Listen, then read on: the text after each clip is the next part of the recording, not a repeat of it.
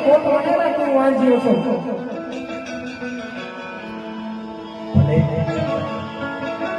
આપણે જે માટે કોટથી આવ્યા છે